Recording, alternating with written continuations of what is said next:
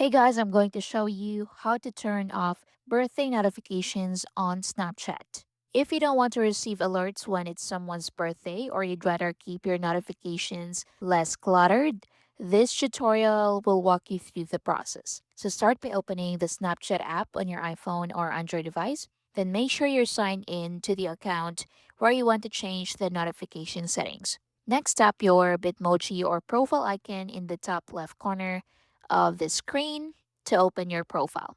Now tap the gear icon in the top right corner to access your Snapchat settings. Scroll down until you find notifications and select that. So once you're here, look for the option labeled birthdays or birthday notifications. If it's enabled, simply tap the toggle to turn it off. So here you have friend birthdays. If that's turned on, you can toggle it off just like so. Once disabled, Snapchat will no longer send you notifications when your friends have birthdays.